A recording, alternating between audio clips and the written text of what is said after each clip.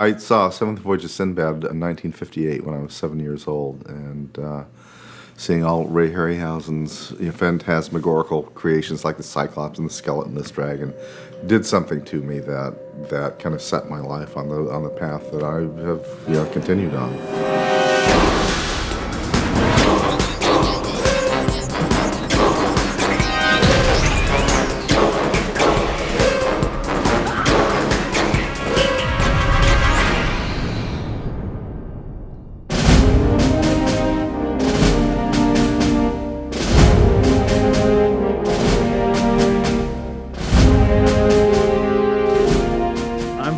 In media, so I was always playing with the idea that this is propaganda and we will do sort of how people go to war, how governments send people to war and essentially turn them into fascists.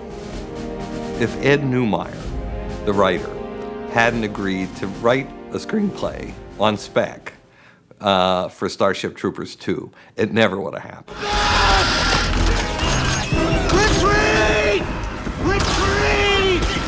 We need pickup now! Now! This film takes us 5 years later into basically a backwater of the war, a place where humanity is not doing very well against the bugs. In fact, they're being overrun by the bugs. Fall back! In cinematic terms, Starship 2 should be Korea. The Korean War movies, that are the few that are made, they're like the Sam Fuller pictures, and the actors are older and they're grizzled and they have different kind of costuming and they don't ever have enough and the war is not going very well and it's a much darker thing.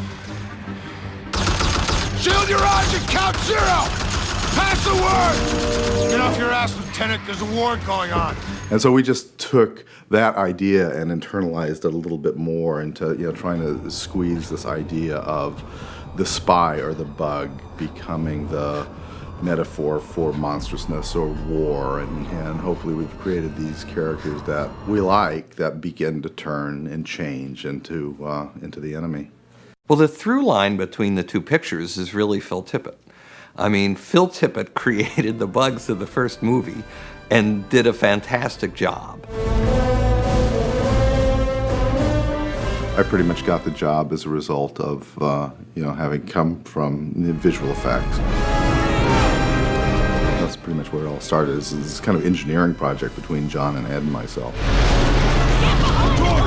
As a director of actors, whenever their creatures were in the films that he did previously, such as Jurassic Park, or The Empire Strikes Back, or Willow, or many, many, many, many other huge pictures, he's comfortable with the acting process. From this side, you will be very clearly, very brightly illuminated, and everyone behind you is going to be in silhouette. And then when we pop to the other side, you'll be silhouetted, and everybody else is going to be very brightly illuminated. He's a very visual person, and coming from the special effects background, extremely talented. Phil has great ideas, and I think he has probably thought about this film for a very, very long time, and so his sensibilities are right on. Going from a hands-on creative person to someone that's more either managerial or directing, it's a skill that you learn over years, and I think at a certain point you begin to derive a great deal of pleasure from seeing what people can do. At that point, we should cue the bugs to come in, and that will be your cue. We hit the bug,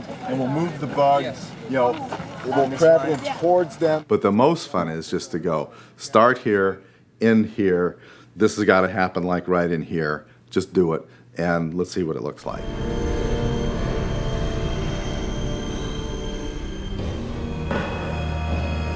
You can see that he has exactly what he wants, and he knows it. And he has sometimes his technical ways of telling you how to do it, and he comes across and he's able to translate to his actors what he wants. And I think the number one thing you always want directors is for them to be clear on what they want. It makes that easier for actors because they need to be able to see in their mind what the director is seeing. Because he knows all this stuff backwards and forwards, but he doesn't talk down to you. He's very simplistic in his approach. And where do we start from? You'll start from just to the right of that red light.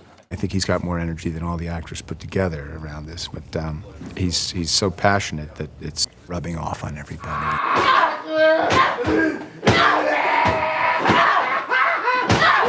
if you're having fun, that's what the end product is going to look like. I think that he works amazing with actors because most actors are, visual people.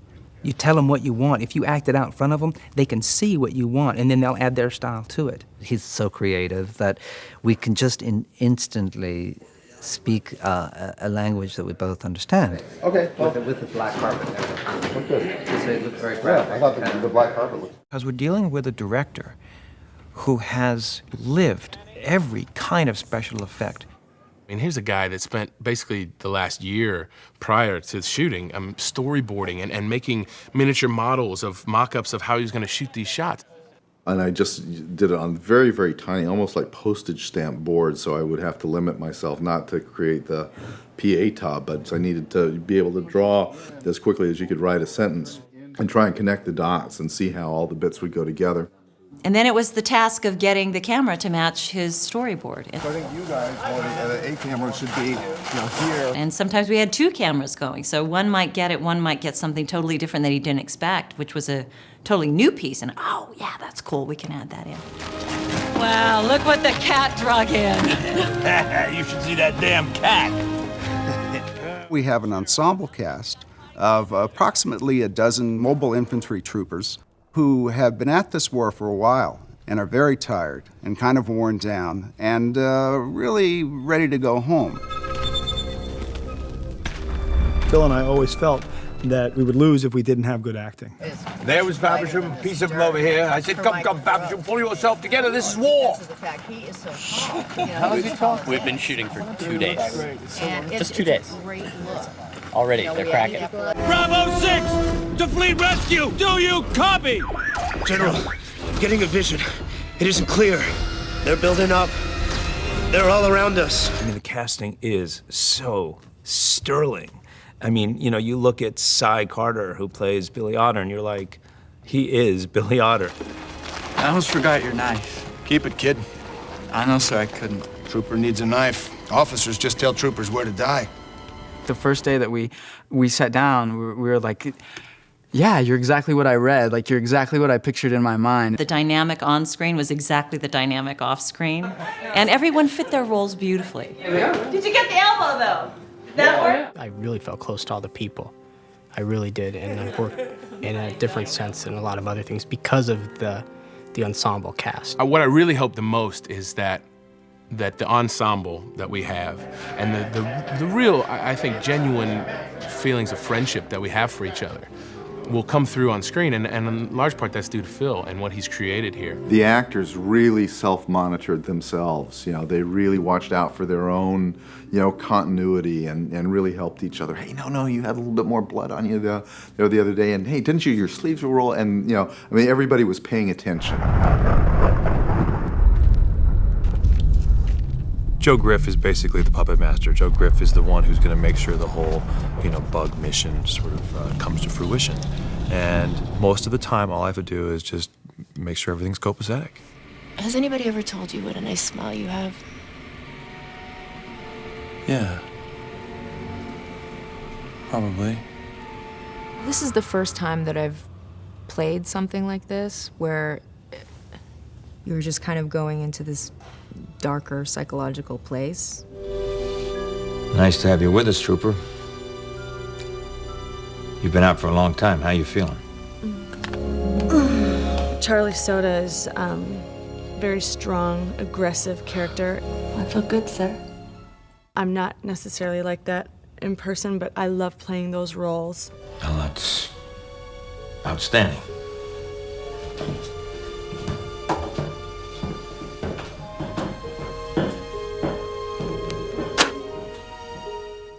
I was equally excited and daunted by the idea of becoming Sergeant Rake, because it's something I'd never really done before. You're under arrest, Dax. On what charge? Murder. He's a mythic figure, and I don't think he particularly cares for, the idea that he's larger than life or a hero. I think he's just trying to take care of business and show up to do what he's been trained to do. Those tags you wear belong to the troopers that you lost. And you wear them because you feel responsible for what happened to them. My character that I play, Lisa Hera, is psychic, and the audience becomes aware of that, I think, midway through the film. But she has some insecurities about that because some of the people in the film that are legitimately psychic are black shirts, and I'm not one of those people. I had no idea you were psychic. I scored high when I was a kid, sir. Really? Mm-hmm. Huh. Why aren't you wearing the black? I became inconsistent, sir. I'm part of the Psi Corps. Dill is, you know, psychic. It's like because of his psychic abilities, he is constantly picking up like all of this stuff. What are you waiting for? What's wrong? General, there's something. Move! I just saw it as a good part, a strong part. It was very well written by Ed Neumeyer. He really has a great grasp on the dialogue. Wounded come first. Any excuses after that come out of your butt, Lieutenant. Shepherd out. When the actors come aboard, they kind of take over their characters. And I'm just there to sort of, you know, I'm like the mom who sent their kids off to school. What is that? Outpost incinerator.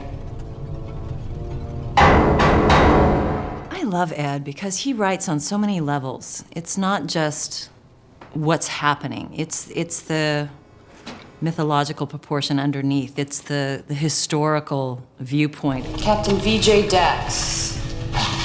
Says here he's a big hero. Combat medals, bronze stars, Purple Heart, Purple Heart, Purple Heart.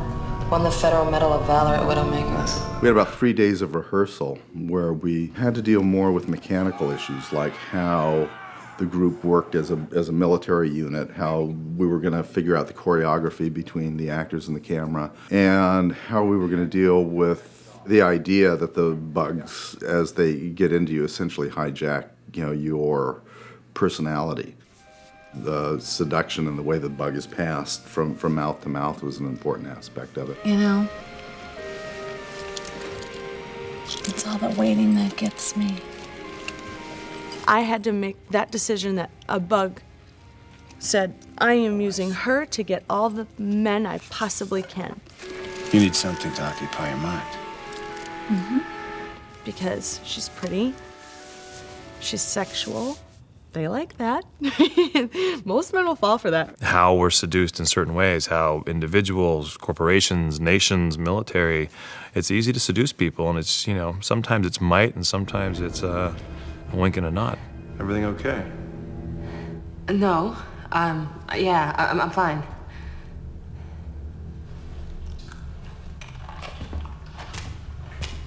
It's a psychological horror.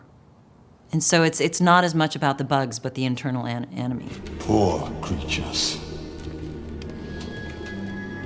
Why must we destroy you? I'll tell you why. Order is the tide of creation.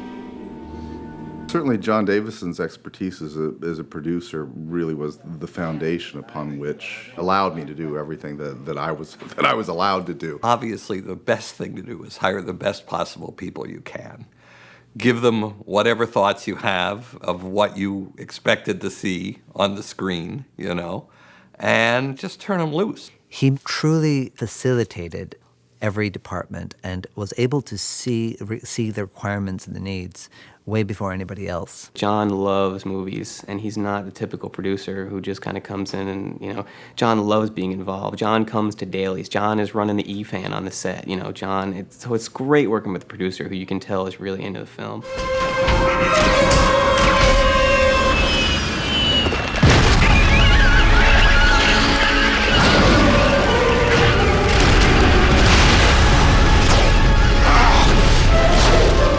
Most of the action in Starship Troopers 2 takes place in an outpost called HD 185, which basically is nothing more than a cylinder of concrete and steel. Even though it looks like we shot on Zulu Angel 5, we shot the picture on two 15,000 square foot sound stages in the Los Angeles area. One of the challenges was I didn't want a space-looking movie, you know, some idea of science fiction. We didn't try and be futuristic in any way, shape, or form. If anything, everything was retro. It was stuff that we had seen before, and you could feel the materiality, you could feel steel, and you could feel plastic. Phil took me around the sets and I went, oh my God, I thought we have an extraordinary budget. Look at all this. Great. You welded the damn thing open. You idiots. All personnel to the perimeter. Franco has really been a wonderful production designer. As I've seen what he's done, I'm just more and more amazed. The thing that really makes them special is the detail. General Shepard. It's the texturing, the paint, the finishes. The cylinder alone, where we were with all of the stainless steel and the textures and the shadows. General Jack and I were just having a chat. I basically said, I need to look at the underworld, places like subways. What does it feel to be underground? And what are these industrial spaces? They sometimes have this eerie quality to them. It helps the actors so well because it's so realistically and artistically put together. It was so inspiring to walk on the sets because everybody would get rejuvenated by the locale. It's wonderful to see because it's really being filled with life. And that's what you ultimately want with your sets. There was almost no place that you couldn't put the camera that would yield a really terrific composition.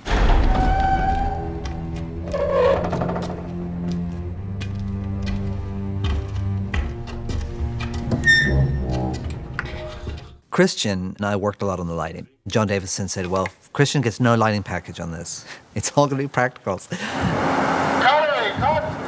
I have fun doing dark things because it's more challenging, more interesting than bright and happy photography. I think we have a situation here, Lieutenant, that requires the attention of military intelligence. And we worked in the pre-production period to really nail down what the look would be.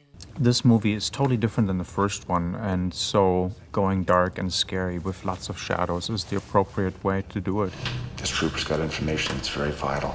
Some of the troopers have been acting a little strange lately. I had known Christian Sebald, my friend, described him as one of the few DPs who is also a storyteller. I think what's unusual for Starship Troopers 2 is that even though we're shooting in high-definition 24p video... Thanks, George. That's perfect. The light levels on this particular movie are astronomically low. What we had to do to make high definition not look like high definition was to push this envelope all the way to the edge.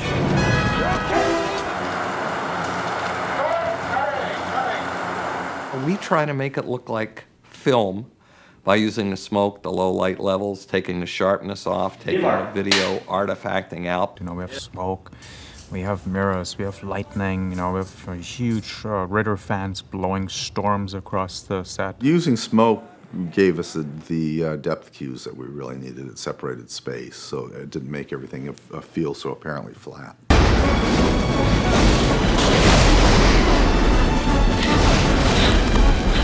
We have so many visual effects that are being created in the computer.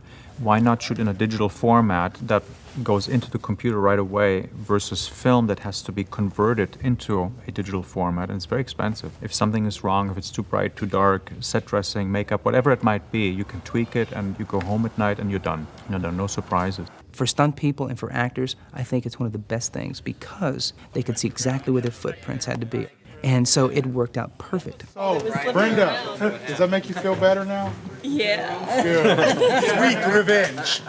Bobby King really saved so much grief in his understanding of how to lay out some very complicated, dangerous stunts. I make the director, the producers, the company look good because the people I bring in make me look great. And I knew that he was the guy that could get these guys and all the ratchets and flying up in the air. We have people flipping out left and right and center and just going crazy. So we had to get some of the best flying people in the business as well. He worked all of that out and rehearsed all of those issues with the actors. Good. Like that, so it looks like you're up and starting to get up higher. Okay? And that way, we can do whatever you want to do. All the actors, are all really ready to do what it takes. I've done a lot of stunts and worked with guns and things like that, so it was pretty easy to kind of just step right into this. some of our better stunts have actually involved the actors, where the actors themselves, they're putting squibs on, they're beating each other up, you know, with rubber guns. When you can get the real actors in there, it just adds a certain dynamic, you know, and it adds for the film the way they're able to shoot, the angles and the close-ups if you have the real people in there. It's like a dance, really, when you're doing stunts. So he was very helpful with the different fight scenes that I have, and I pretty much have one almost every day.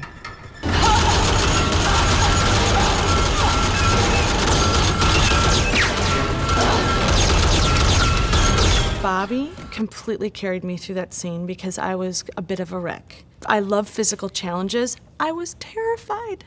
I had 5 squibs, and I was so scared I wasn't going to get it done right because I just had one shot to do it.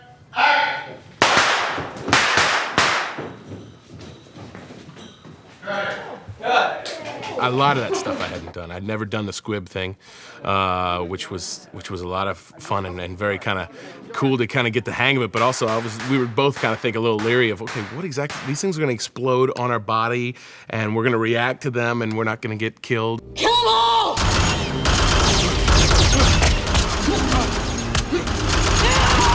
To be able to create a scene with an actor so you can see the emotion of the fight and the intensity of what they are feeling when they are fighting each other. Don't fight. That'll be the day. You know, it's so funny when you read something on paper, and then when you actually experience it, it's totally different. And something can be dramatic and challenging on paper, and you go, wow, that's really, but it's not until we did the attack scene and the entire crew was very upset that I got the depth of what that meant in the context of the story. That what you are actually seeing in the taking down of Rake is a rape.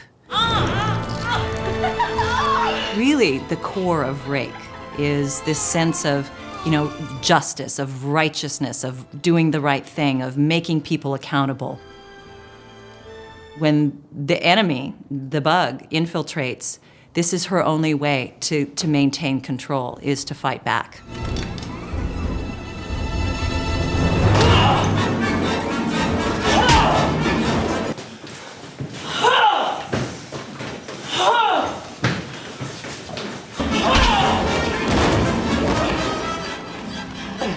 You know, Bobby, the stunt coordinator, did some really sweet moves with knives. When the first knife went in, I was so shocked at the pleasure that came out, like, oh, you know. Cutting. I was surprised how much fun I had shooting that scene.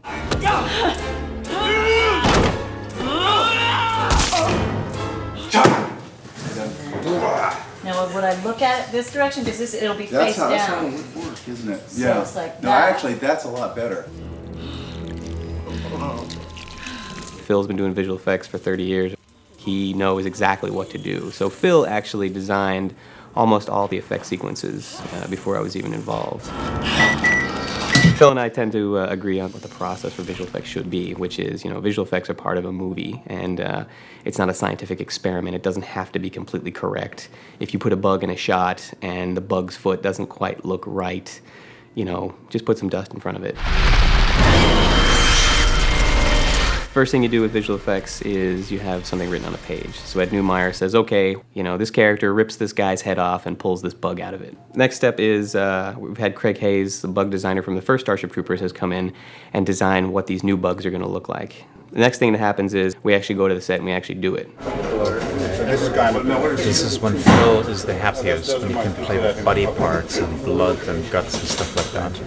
We shoot the plate, which is an old school term for the actual, you know, what is shot on location. We bring it back here, we scan it into the computer, so now we can look at those images on our computer. And then an animator will go in and actually take the bug and put it inside that head. So we watch as the live action guy rips open the head, and then inside we can see what the animator's done, which is start to put in a little animated bug. It's on the computer. It looks gray, it looks fake, you know, it looks like a video game. Next step is a technical director will take that animation and light it. And of course, we don't use real lights, we use digital lights. But now it's no longer gray shaded, it's got color and texture and displacement, so it looks real. It looks very, very cool. So the next step is we go to the compositing department. It's up to the compositor to make the illusion that we're taking a two-dimensional picture and putting it inside the head in the right space. And that's done through another department called rotoscoping. And then the compositor will add other fun stuff like goo and slime and all kinds of stuff that just make it look really, really realistic. The guy who rips the head open then goes in and grabs the bug. Now on set, what he was grabbing was a green ball. So now what we need to do is we need to take that green ball out and then put the bug in and maybe massage his fingers a little bit because his fingers weren't quite in the right place. And you know, all those little tiny details that, you know, people won't necessarily notice, but when it works, it looks great. It looks like this guy is ripping open a head, picking out a giant bug and tossing him into the room. We've definitely found that animating 100 bugs in a chaotic battle scene is almost easier than animating one bug very close up that needs to do very specific stuff.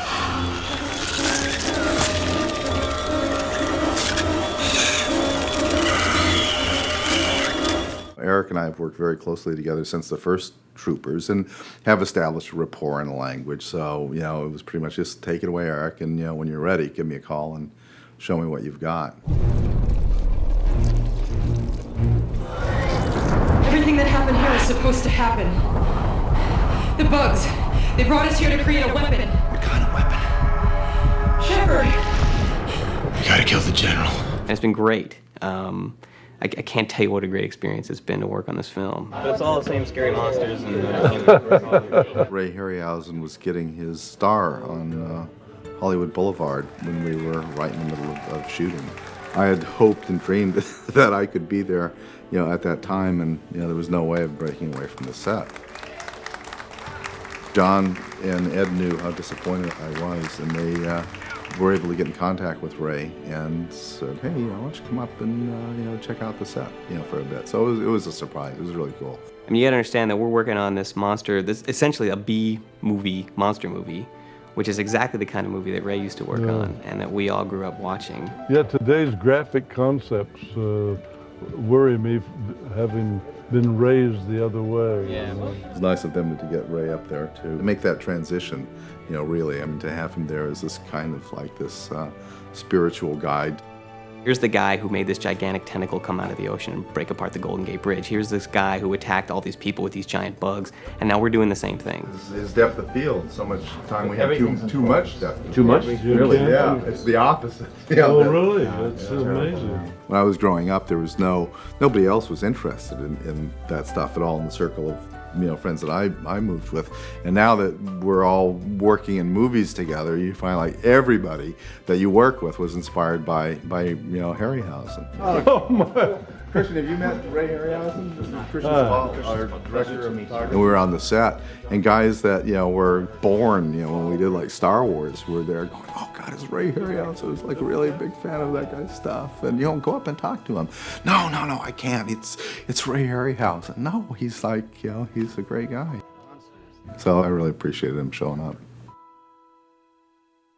This picture was a lot of fun to make because it was a very short schedule. It was 26 days from beginning to end. You know, this director is just working people too hard. We had like 26 days to shoot all of this stuff, and it just seems like a dream. Everybody here is just showing up to really take care of business and have fun and commit to this insane ride. General Shepard! That's me! You can't take him! Whatever you do, don't let him on board! And what we were about to embark on was a little crazy, and we did it. And we did a far more amazing job than I think anybody could ever anticipate it. To work with somebody at the beginning of their career like Phil Tippett, I mean, he's definitely going places. Projects like this don't happen too often, where you have a small, tight-knit crew that everyone likes working together. You know, I hope there'll be other movies like this, where, you know, we do get to be very creative and inventive and, you know, rip people's heads off.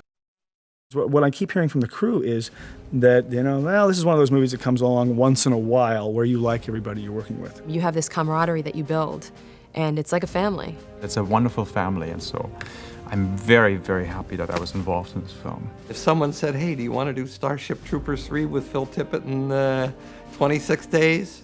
I'd have to give it some serious thought. I might do that. I learned a lot, and I hope that if I can do another one after this, if someone will let me do another one, that I just get more time next time.